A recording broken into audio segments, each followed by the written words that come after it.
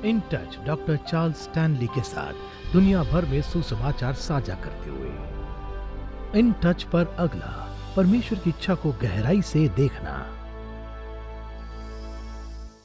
यह महसूस करना सबसे अच्छी बात है कि प्रभु के पास आपके जीवन के लिए एक विशेष योजना है।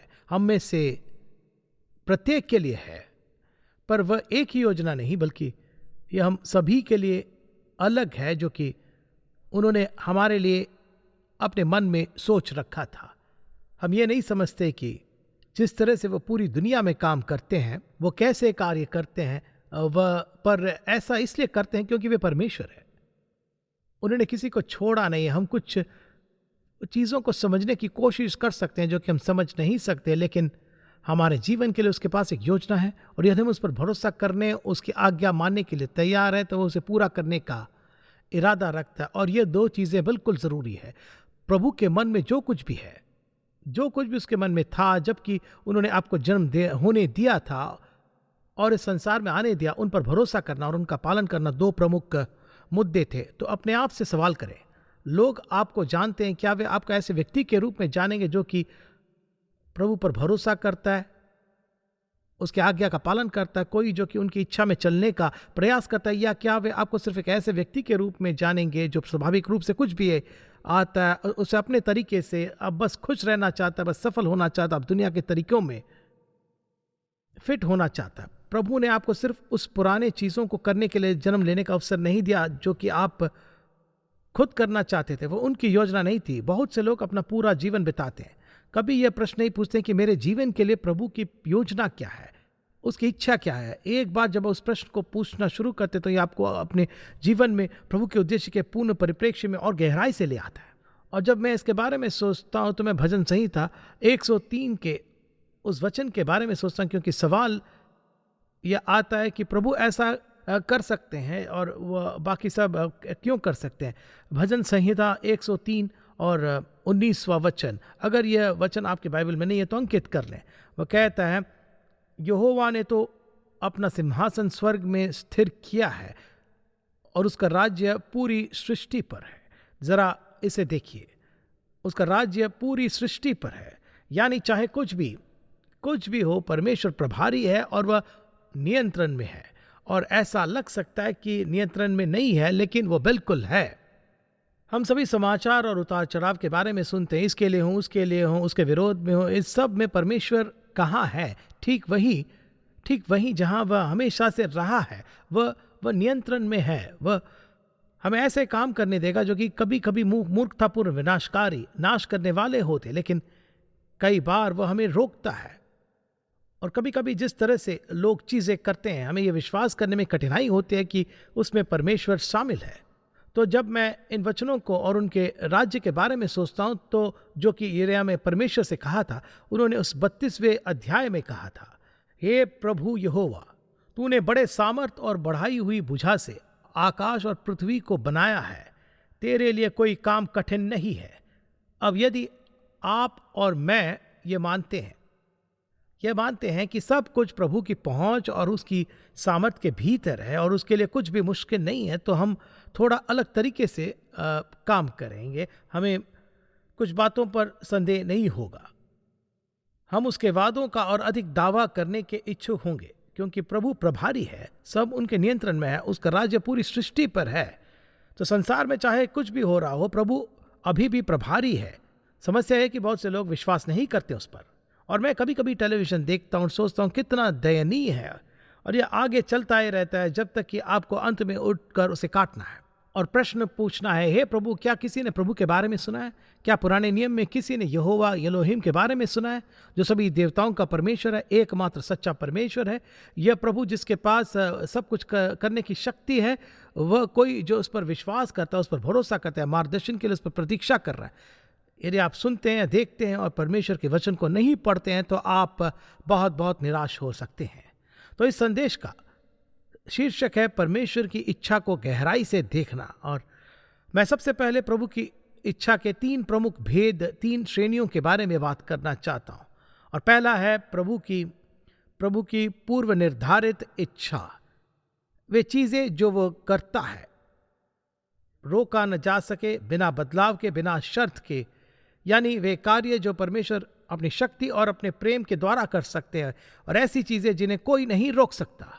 वह नियंत्रण में है, वह ब्रह्मांड पर राज्य करता है। उसकी पुनर्निर्धारित इच्छा, जिसका अर्थ है पूर्व नियत है, उसने कुछ चीजें पहले ही तय कर लिया। भले ही यह दुनिया नियंत्रण से बाहर घूमते लग सकता है, लेकिन जो कुछ भी हो रहा है उस पर परमेश्वर का नियंत्रण है। और कभी कभार मैं किसी को कहते हुए सुनता हूँ, मैं आपको बताता हूँ, मुझे पता है कि मेरे जीवन में क्या चल रहा है, और किसी को ये बताने की ज़रूरत नहीं कि क्या हो रहा है। हो सकता है कि आपको महसूस करना ज़रूरी है, लेकिन आपसे बड़ा कोई है, और यह कि परमेश्वर आपके जीवन में सब कुछ जानता है, और वह ऐसा व्यक्ति है जिसे आपको सुनने की सख्त ज़रूरत है।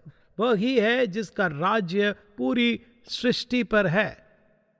और फिर निश्चित रूप से परमेश्वर की नैतिक इच्छा है। उनकी नैतिक इच्छा को 10 आज्ञाओं में सबसे अच्छी तरह समझाया गया है। प्रभु की एक नैतिक इच्छा है। 10 आज्ञाएं: चोरी न करें, झूठ न बोलें, व्यभिचार और बाकी सब न करें। और पूरे शास्त्र में कुछ ऐसी चीजें हैं जिन्हें प्रभु ने मना किया है। क्या इसका मतलब है कि वे नहीं होंगे? नहीं। इसका मतलब है कि यह ऐसा होना परमेश्वर की इच्छा नहीं है। ऐसा होना सबसे अच्छा नहीं है। ऐसा होना महंगा पड़ सकता है। ऐसा होना विनाशकारी हो सकता है, क्योंकि वह एक परमेश्वर है जो कि हमें कुछ हद तक स्वतंत्रता देता है। हम इस नैतिक इच्छा में ही मुसीबत में पड़ते हैं। हम तय करते हैं कि हम चीज़ों को अपने तरीके से करना चाहते हैं, जब हम इसे करना चाहते हैं, और फिर भी जब हम 10 आज्ञाओं का उल्लंघन करते हैं तो हम यीशु की शिक्षाओं का उल्लंघन करते हैं। इसकी हमें कीमत चुकानी पड़ती है, और आज्ञाकारिता का कोई विकल्प नहीं है, और परमेश्वर से बड़ा कोई नहीं है। जब मैं कुछ ऐसी बातें सुनता हूं जिनके बारे में लोग कह रहे होते हैं कि हम ये करने वाले हैं, वो करने वाले, एक परमेश्वर है जो यह तय करेगा कि आप क्या करेंगे, क्या नहीं करेंगे। वह अवज्ञा और विद्रोह की अनुमति देता है, लेकिन केवल एक कीमत पर। पाप सस्ते में नहीं आता है। परमेश्वर के प्रति विद्रोह सस्ता नहीं है। और मैं लोगों को इस बारे में बात करते हुए सुनता हूं कि ये करने वाले और वो करने वाले, और वे ऐसे करने की स्वतंत्रता चाहते हैं, और बिना नियम के। सुनिए, ब्रह्मांड के परमेश्वर के प्रति जिम्मेदारी के बिना, चाहे हमें पसंद हो या हमें पसंद न हो, हम सभी उसके प्रति जिम्मेदार हैं। और फिर परमेश्वर की वांछित इच्छा है, वे चीजें जो वो हमारे लिए चाहता है, हमारे लिए उसकी इच्छा। चलो उद्धार से हम ये शुरू करते हैं। परमेश्वर की इच्छा है कि हम उद्धार पाएं। वह चाहता है कि हम बपतिस्मा लें। वह चाहता है कि हम उसकी इच्छा के अनुसार चलें। वह चाहता है कि हम प्रार्थना करना सीखें और शास्त्र की उसकी शिक्षाओं का पालन करना सीखें। यह उसकी इच्छा है कि हम जीवन में उसकी आज्ञा का पालन करना सीखें। यह उसकी इच्छा है कि हम उसकी बात सुनना सीखें, उसका पीछा करें और स्वीकार करें, और वही हमारे जीवन का मार्गदर्शक है। तो मुझे आज्ञाकारी होने के लिए यह जानने की जरूरत है कि उनकी इच्छा क्या है। कैसे पता चलेगा कि उनकी इच्छा क्या है? कहां से पता लगा सकता हूं? आपको परमेश्वर के सच्चे वचन को सुनना पड़ेगा। परमेश्वर के वचन को पढ़ना है और परमेश्वर के वचन पर विश्वास करना है। यदि आप परमेश्वर की सच्चाई चाहते हैं, यदि आप जानना चाहते हैं कि आपको अपना जीवन कैसे जीना है, आज्ञाकारी जीवन जीने के लिए आपको प्रभु के वचन को जानना होगा। तो स्वाभाविक रूप से अपना हाथ मत उठाओ। जब मैं प्रश्न आपसे पूछता हूं तभी आपको पिछले हफ्ते मैं कितनी बार आपने बाइबल उठाई और एक वचन पढ़ा? आपके पास सप्ताह में 7 दिन है, एक दिन में 24 घंटे। आपके स्केड्यूल में कई चीज़ें हैं जो कि आपको करनी है। बहुत सी चीज़ें जो आपको करने की ज़रूरत नहीं है पर आप करना चाहते हैं। आप हर समय काम नहीं करते हैं, आपके पास खाली समय होता है। आपने उस खाली समय से कितना समय प्रभु से ये पूछने में बिताया कि प्रभु इस बारे में क्या हमें वो घर खरीदना चाहिए, गाड़ी खरीदनी चाहिए, क्या मुझे अपने बेटे को यहाँ कॉलेज में जाने देना चाहिए, अपनी बेटी को इस लड़के के साथ बाहर जाने देना चाहिए, अपने बेटे को उस क्लब का हिस्सा बनने देना चाहिए। दूसरे शब्दों में वो आखिरी बार कब था जबकि आपने उससे उसकी इच्छा के बारे में पूछा, जो कि सबका उत्तर जानता है। वो क्या चाहता है? क्या इस बात से सहमत नहीं कि प्रभु हमेशा वही चाहेंगे जो आपके लिए सबसे अच्छा? आप में से कितने लोग ये मानते हैं? आमीन कहें। वो हमेशा वही चाहेगा जो कि आपके लिए सबसे अच्छा है। क्या आप सच में ऐसा मानते हो? तो फिर आप उनसे क्यों नहीं पूछते? उनसे पूछे बिना इतने सारे निर्णय क्यों लेते हैं आप?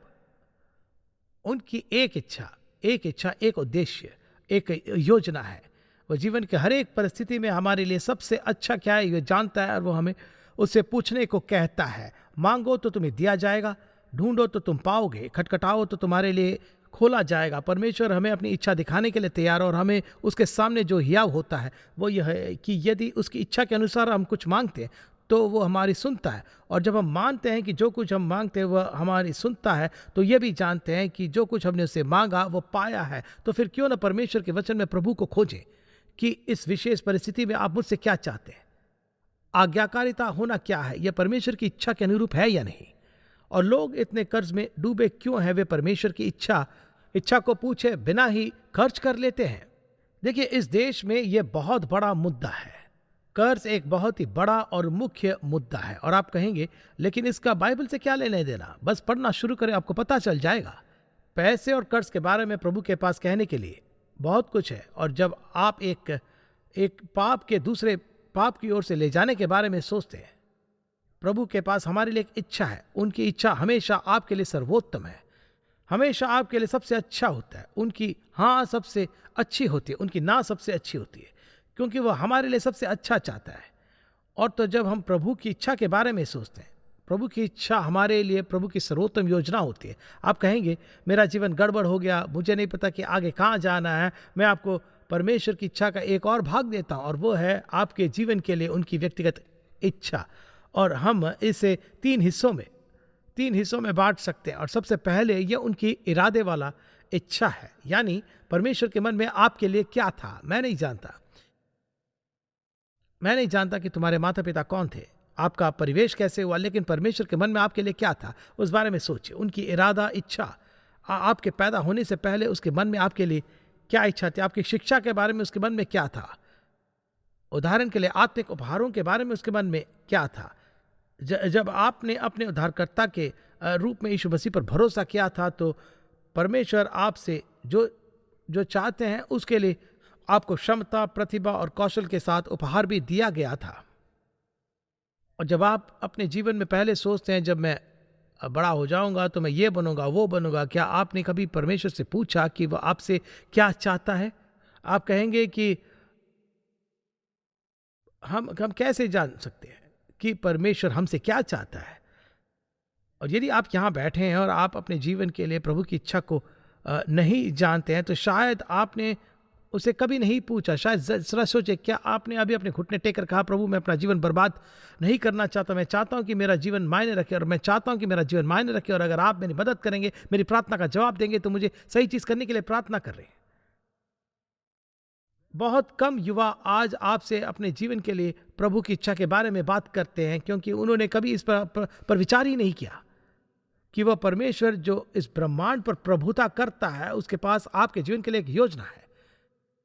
क्या आपने एक माता पिता के रूप में कभी अपने बेटे या बेटी के साथ बैठकर कहा कि चलो आपके जीवन की सबसे महत्वपूर्ण चीजों के बारे में बात करते हैं? तो वो क्या है? शायद यह उनकी शिक्षा के बारे में सोचना नहीं। आपके जीवन में सबसे महत्वपूर्ण बात क्या है? वो परमेश्वर की इच्छा है। और मैं बताता हूं कि यह सच है, शायद नहीं सच है। हर रात जब मैं अपने परिवार के साथ घर पर होता, जब से मेरे बच्चे पैदा हुए थे, मैं उनके साथ उनके बिस्तर पर प्रार्थना करता। उन्हें नहीं पता था कि मैं किस बारे में बात कर रहा था, कि परमेश्वर उनके जीवन के लिए अपनी इच्छा दिखाए। और देखिए, हम सबसे महत्वपूर्ण काम करने के लिए बहुत देर कर देते हैं। सबसे महत्वपूर्ण चीज जो कि वे कभी सीखेंगे, परमेश्वर की इच्छा क्या है। तो प्रभु की इच्छा हमारे जीवन के हर एक क्षेत्र से संबंधित है। और जब आप इस पर सोचते हैं, उदाहरण के लिए अपने बिजनेस में यदि आप नौकरी की तलाश में हैं, तो आप बस नौकरी तलाश करते हैं, या आप कहते हैं प्रभु आप मुझसे क्या चाहते हैं? आप इस बारे में बस एक पल के लिए सोचिए। पूछने के लिए सही व्यक्ति सबसे पहले परमेश्वर है। मैं कहाँ काम करूं? आप मुझे क्या बनाना चाहते हैं? कि आप क्या चाहते हैं कि मैं अपना जीवन किस में निवेश करूं? जरा सोचिए। जैसे जैसे दिन बीतते जा रहे हैं, आपका समय और मेरा समय बीत रहा है। जब आप मेरी उम्र पहुंचेंगे तो आपको महसूस करेंगे कि समय कम है। आप हार नहीं मानते, चिंता नहीं करते, घबराते नहीं, परमेश्वर पर भरोसा करते हैं। सिर्फ आप हर दिन का उपयोग करना चाहते हो। लेकिन क्या आप जानते हैं कि प्रभु की एक योजना है कि उसके पास आपके इन सब प्रश्नों का उत्तर है? तो कई बार ऐसे प्रश्न जो हमें सर्वशक्तिमान परमेश्वर के सामने लाने चाहिए, हम खुद निर्णय ले लेते हैं। ध्यान से देखिए, क्योंकि हम मानव ज्ञान के आधार पर निर्णय लेते हैं, सीमित मानव ज्ञान और भावनाओं पर आधारित, जो कि अक्सर बाएं क्षेत्र से आते हैं। और कई बार किसी और को खुश करने के लिए एकमात्र व्यक्ति जिसे मैं परमेश्वर के वचन के अनुसार खुश करने के लिए बाध्य हूँ, वह है सर्वशक्तिमान परमेश्वर। मैं उसे खुश करने के लिए बाध्य हूँ, मैं उसे खुश करना चाहता हूँ। ये सही बात है, बुद्धिमानी बात है कि हमें परमेश्वर को प्रसन्न करना है। क्योंकि देखिए, यदि आप उसे जानते हैं तो आप वह जानते हैं, वो केवल वही चाहता है जो आपके लिए सबसे अच्छा है। आमीन। लेकिन देखिए, कई माता पिता ऐसा नहीं कह सकते। वे जो उनके दोस्तों और पड़ोसियों में अच्छा लगता है, वो उनके बच्चों के लिए चाहते हैं कि वे इसे चलाएं या ये पहने। हम उन्हें बर्बाद कर रहे हैं। प्रभु की इच्छा आपके जीवन की सबसे महत्वपूर्ण चीजों में से एक है। लेकिन आप कहोगे, मैं परमेश्वर की किस बारे में पूछूं? हर चीज। ऐसा क्या है जो कि इतना महत्वहीन है कि मुझे परमेश्वर से बात करने की जरूरत नहीं है? तो वह क्या कह रहे हैं? उनके पास हमारे जीवन के लिए एक इच्छा है, और ये इच्छा हमारे जीवन के लिए उसके इरादे या उद्देश्य वाला इच्छा है। हमारे जीवन के लिए उसकी परिस्थिति जन्य इच्छा क्या है? उसकी परिस्थिति जन्य इच्छा ये है, मैंने अपने जीवन को गड़बड़ कर दी, पर मैं अपने जीवन को परमेश्वर के साथ मिलकर सही कर देता हूं और अपना जीवन उन्हें समर्पित करता हूं, और हमें एक नई शुरुआत मिलती है। क्योंकि एक परिस्थिति जन्य इच्छा क्यों है? क्योंकि प्रभु हमें जानता है कि हम असफल होंगे, और जानता है कि हम कई बार गलत निर्णय लेंगे। हम इंसान हैं, जैसा कि हम कहते हैं। तो ये उसकी परिस्थिति जन्य इच्छा है। क्या वह हमें बाहर निकाल देता है? नहीं। और हम अपनी परिस्थिति जन्य इच्छा में थोड़े के साथ जीते हैं। कई बार हम हासिल करना और कम संतुष्ट और कम खुश और कम शांतिपूर्ण और कम और कम और कम और कम, क्योंकि हम पहले उनसे पूछने के लिए रुकते नहीं हैं। और जब हम उनसे पूछने के लिए रुकते हैं तो वो उसे ठीक करने के लिए तैयार है। कुछ चीज़ें वो ठीक करता है, कुछ चीज़ें वो परिस्थितियों के कारण वो ठीक नहीं करता है। तो उनकी परिस्थितिजन्य इच्छा है कि मैं यहाँ हूँ, यहाँ मैंने जो गड़बड़ की है वह है, मैं यहाँ तक आया हूँ। अब प्रभु, आप इस समय मेरे साथ क्या करना चाहते हैं? और परमेश्वर की तत्काल इच्छा भी है, यानी अभी वह आपके जीवन में क्या करना चाहता है। आज आपके जीवन के लिए उसकी इच्छा क्या है? आप कल को नहीं बदल सकते, लेकिन आप निश्चित रूप से आने वाले कल में बदलाव ला सकते हैं, क्योंकि आने वाला कल बहुत ही विशेष है। यह एक अवसर है, परमेश्वर आपके साथ है, उसकी तत्काल इच्छा भी है। आज वो चाहता है, उसके लिए उसकी तत्काल इच्छा क्या है? उदाहरण के लिए आइए हम एक क्षण के लिए याकूब की ओर मुड़ते हैं, और आइए इस भाग को जरा देखते हैं। चौथे अध्याय में इस 13वें वचन को देखिए। तुम जो ये कहते हो कि आज या कल हम किसी और नगर में जाकर वहां 1 वर्ष बिताएंगे और व्यापार करके लाभ उठाएंगे, क्या यह आज के लोगों की तरह नहीं लगता है? मैं ये करने वाला हूं, मैं इतना महान काम करने वाला हूं, और यह नहीं जानता है कि कल क्या होगा। सुनो, तुम्हारा जीवन है ही क्या? तुम तो मानो भाप समान हो जो कि थोड़ी देर दिखाई देती है। इसके विपरीत तुम्हें यह कहना चाहिए कि यदि प्रभु चाहते हो तो हम जीवित रहेंगे और यह या वह काम भी करेगा। पर अब तुम अपनी डींग पर घमंड करते हो। ऐसा सब घमंड बुरा होता है। इसलिए जो कोई भलाई करना जानता है और नहीं करता है, उसके लिए यह पाप है।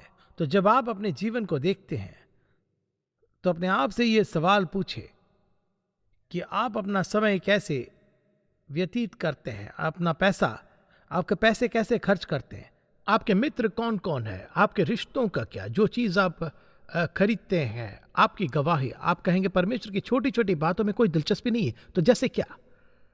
आप क्या सोचते हैं, क्या कहते हैं, क्या करते हैं, कैसे दिखते हैं, आप कैसे कार्य करते हैं, इस पे परमेश्वर व्यक्तिगत रूप से बिल्कुल रुचि रखते हैं। और आप एक निर्वात में नहीं जी रहे, आप एक ऐसे संसार में जी रहे जहां आपकी आत्मा जीवित परमेश्वर का वास है, और जो आपको हर दिन, सभी दिन उनकी इच्छा पूरा करने के लिए सुसज्जित करता है।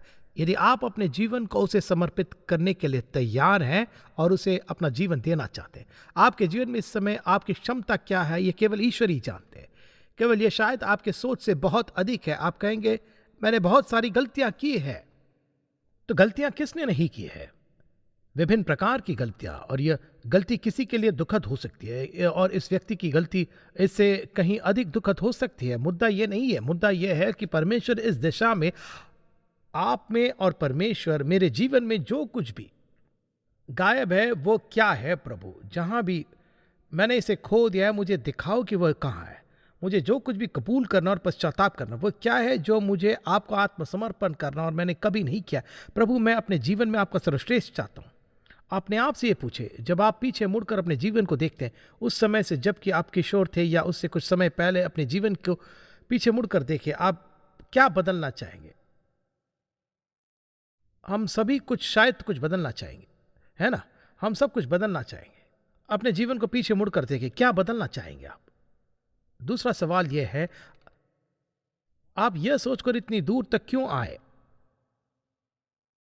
कि किसी तरह आप परमेश्वर के बिना जी सकते हैं। जरा सोचिए, जब आपने अपने उद्धारकर्ता के रूप में प्रभु यीशु मसीह पर भरोसा किया और आपने बपतिस्मा लिया और चर्च में शामिल हुए, तो क्या आपने अपना जीवन प्रभु को समर्पित कर दिया था। जब मैं ये सोचता हूं तो मुझे बहुत आश्चर्य होता है कि पवित्र परमेश्वर, जो पूरे ब्रह्मांड के स्वामी है, मुझसे इतना प्रेम करते हैं कि मुझे अपनी इच्छा बताते हैं और जो भी मांगने को तैयार है उसे भी बताते हैं। क्या प्रभु पर भरोसा करने के लिए तैयार हैं।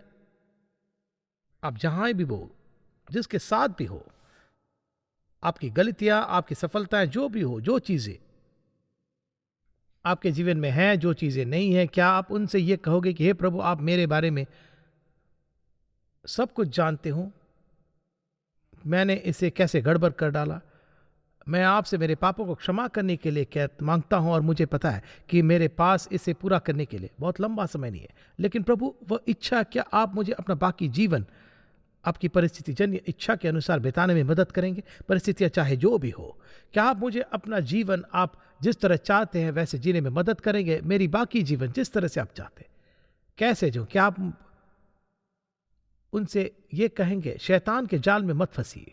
देखिए, शैतान कहता है बहुत देर हो चुकी है, बस इस उपदेश को अनदेखा कर दीजिए, बहुत देर हो चुकी है। जब तक आप सांस ले रहे हैं तब तक देर नहीं हुई है। प्रभु के साथ सब सही कर लो और आपके अवसर समाप्त हो सकते हैं, लेकिन आपके सोच से अधिक अवसर हो सकते हैं। ऐसे मार्ग हो सकते हैं जिससे कि प्रभु आपका उपयोग कर सकते, जो कि आपने कभी सोचा भी नहीं होगा। आप इनके बारे में नहीं सोचा क्योंकि आपने उनसे बारे में पूछा नहीं। हार मत मानो, प्रभु से आपको दिखाने के लिए कहो, प्रभु हालत जो भी हो, मैंने इसे बर्बाद कर दिया, मेरी परिस्थितियां, पर परमेश्वर आप मुझे माफ करें। आपने वादा किया, तो प्रभु मेरे जीवन में अगला कदम क्या है। मेरा जीवन जैसा है वैसा ही है, तो अगला कदम क्या है परमेश्वर। क्या आप आज उनसे कहने के लिए तैयार है, प्रभु मैं अपने जीवन का अगला कदम लेने वाला हूं, आप मुझसे जो कुछ भी करने को कहेंगे परमेश्वर मैं करूंगा। क्या आप उनसे लिए कहने के लिए तैयार हैं। क्या आप उन पर इतना भरोसा करते हैं कि उनसे यह कह सके कि वह जो कुछ भी आपसे चाहते आप वही करने वाले हैं। इतना भरोसा करते हैं, या फिर यहां बैठकर या सुनकर आप सोचते हैं हां, पर आप मेरे हालात को नहीं जानते हैं। अरे हर किसी को, परिस्थिति को नहीं जानता। मैं सिर्फ इतना पूछ रहा हूं कि क्या आप परमेश्वर पर भरोसा करते हैं। नहीं, हम सभी को उस पर भरोसा करना जरूरी है, चाहे जीवन में जो कुछ भी चल रहा। आपके पास ये विशेषाधिकार है, आपके पास पवित्र परमेश्वर से बात करने का विशेषाधिकार है, जिनके पास सारी सामर्थ्य और सारा प्रेम और सारा अधिकार, और जो आपको वहीं से ले जाएगा जहाँ कि आप हैं, और आपके जीवन में कुछ ऐसा करेंगे जिसने आपने शायद कभी कल्पना की नहीं। लेकिन क्या आप यह करेगा, वह देखने के लिए खुद को देने के लिए तैयार है। यदि आप अपना जीवन पूरी तरह से उसे समर्पित करें, तो प्रभु आपके जीवन में क्या करेगा, मुझे लगता है कि आश्चर्य होगा।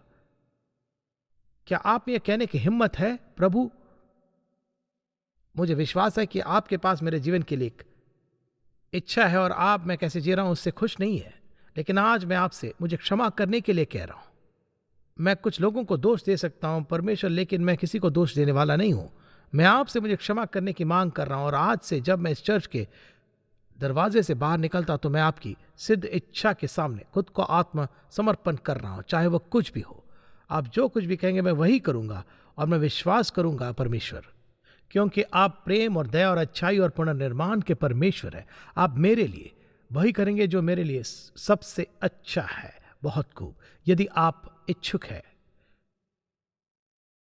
तो परमेश्वर आपके जीवन में कितना बड़ा फर्क ला सकते हैं, अगर आप इच्छुक हैं तो।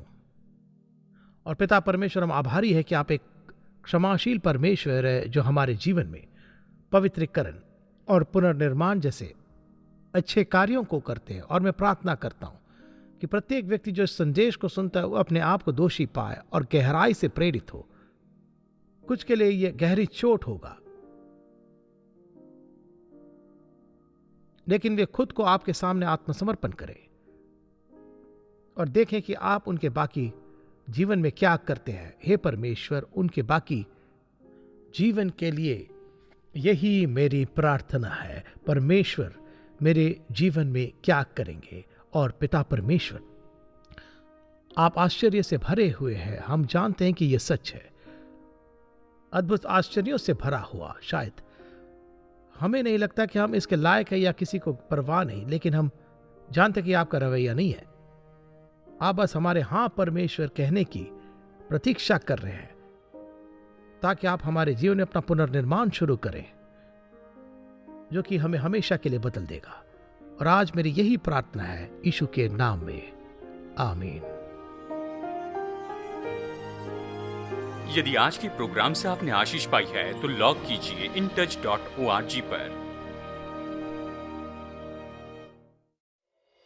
इन टच पूरे संसार में लोगों को परमेश्वर के साथ में बढ़ने वाले संबंध में बनाता है और लोकल चर्च को बल देता है। ये प्रोग्राम इन टच सेवकाई के द्वारा प्रस्तुत किया गया है। ये परमेश्वर के अनुग्रह से और आपकी प्रार्थना और भेंटों के द्वारा ही संभव हो सका है।